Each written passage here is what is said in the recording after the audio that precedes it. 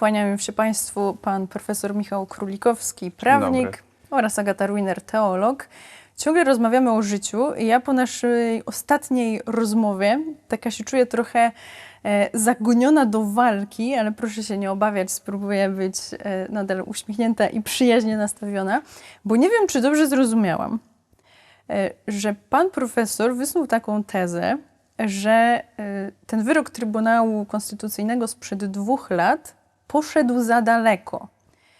I tu właśnie jest moja wątpliwość, czy dobrze zrozumiałam, więc nie chcę nic narzucać, i że ten wyrok właściwie przynosi więcej szkody niż pożytku. Trybunał w mojej ocenie nie był właściwym narzędziem do rozwiązania tego zagadnienia. Nie miał możliwości ukształtowania skutków swojego orzeczenia, tak by one przynosiły dobro, dedykowane do osób pozostawionych bez możliwości przerwania ciąży z dnia na dzień. Skutkiem tego orzeczenia było odebranie legalności przerwania ciąży z przesłanek embriopatologicznych z dnia na dzień. Nie było okresu wprowadzenia tego, nie było rozwiązań dedykowanych dla tych kobiet, wsparcia psychologicznego, przygotowania, czegokolwiek. Trybunał orzekał tak, nie.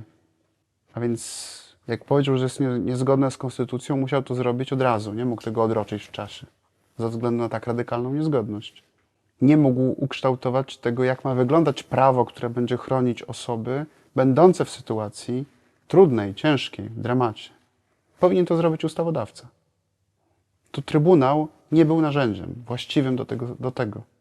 Tę odpowiedzialność powinni wziąć politycy na siebie, którzy mieli ten projekt od wielu miesięcy w pracach sejmowych i z powodów, jak należy mniemać, ucieczki od odpowiedzialności politycznej za wypracowanie tego rozwiązania, użyli Trybunału Konstytucyjnego.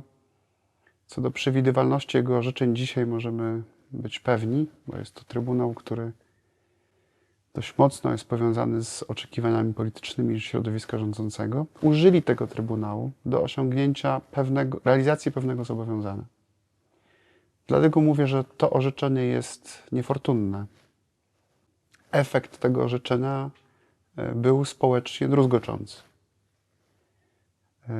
I co więcej, doprowadził do absorpcji tych rozwiązań w praktyce udzielania świadczeń zdrowotnych, które rzeczywiście z dnia na dzień zakończyły dostępność tej procedury, ale też wprowadziły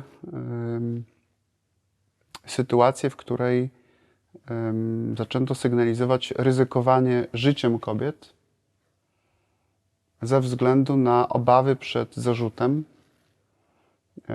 dokonania zabiegu przerwania ciąży w związku z chorobą dziecka. Także spodziewam się, że spotka nas jeszcze ciąg dalszy batalii sądowej, w tym pewnie z użyciem Europejskiego Trybunału Praw Człowieka w tym zakresie.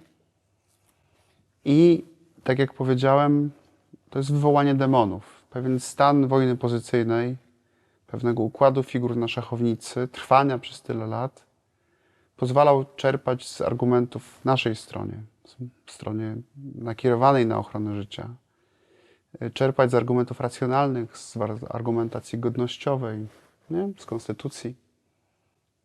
Tutaj konstytucja stała się narzędziem ataku. Teza o godności człowieka została wykorzystana dla zmiany reguł gry tak radykalnie. A więc stanie się to, o czym rozmawialiśmy na początku. Pojęcie godności człowieka ulegnie zmianie w konstytucji, stanie się synonimem prawa do wyboru godnego życia. I w tym duchu, bez zmiany w literalnej konstytucji, dojdzie przy najbliższej władzy do próby odwrócenia tych rozwiązań. Nie wiem, czy mam dobrą intuicję, bo mam wrażenie, że ktoś z boku, słuchając naszej rozmowy, mógłby sobie pomyśleć tak, że pan profesor jest za aborcją, a ja jestem przeciw, no i z powodu tego, że jestem teologiem i tutaj pełnię trochę taką rolę, bo tylko zadaję pytania.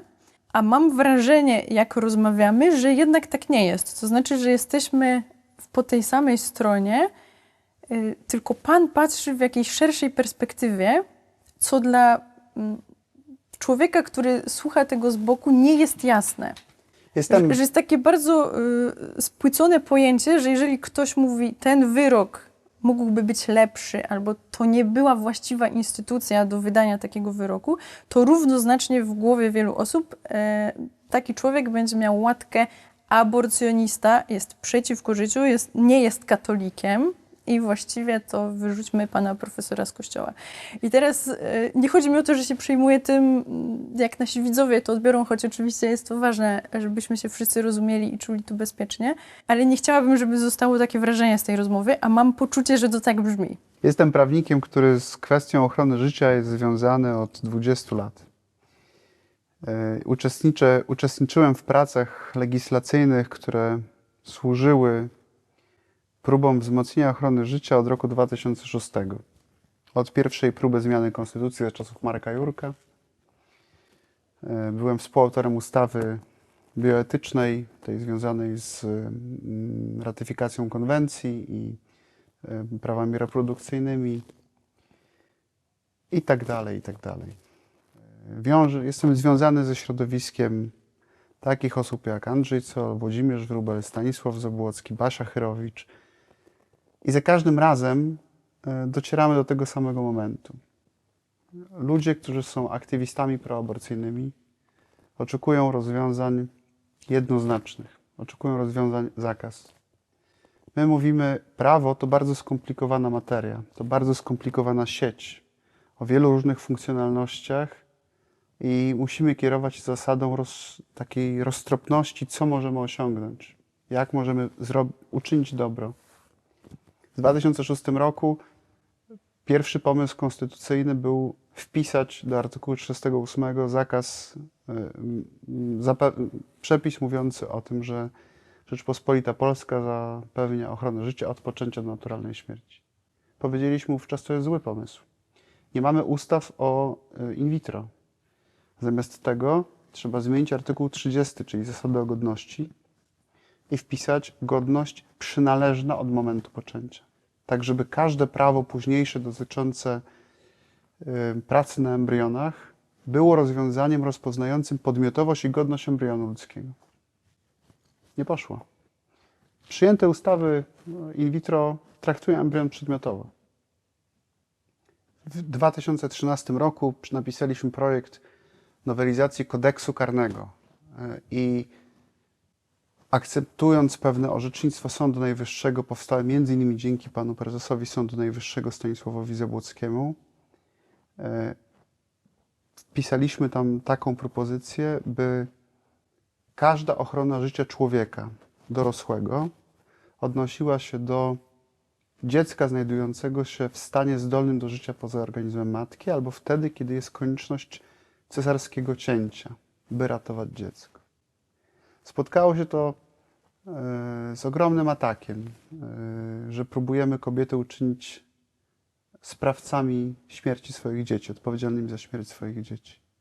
Znowuż to nie zostało podchwycone, mimo że propozycja była całkowicie rozsądna. Ale jest to historia, w której miałem już zaszczyt brać udział. Historia zmagania intelektualnego doskonałych prawników i etyków, którzy używali swojego warsztatu i kompetencji, by ukształtować te rozwiązania tak, aby one rzeczywiście zachowały zdolność operacyjną, operatywną w społeczeństwie i przynosiły dobro. Jesteśmy głęboko przekonani, ja jestem głęboko przekonany, że rozwiązania siekierą, czyli zakaz, nie są rozwiązaniami, które w tej sprawie przynoszą dobro. Są ryzykowne. Przez lata wypracowaliśmy, jak już powiedziałem, pewien stan gry. Na szachownicy piony zostały rozstawione. Po naszej stronie, związanej z pro-life, figur jest mniej. Jesteśmy dobrze rozstawieni, dobrze uargumentowani. To, co potrafiliśmy, to pozamykaliśmy. Po drugiej stronie jest atak. Jest mnóstwo figur. I nie jesteśmy w stanie długo trwać w tym oporze. Generalnie przegramy w tej walce. W jakimś zakresie.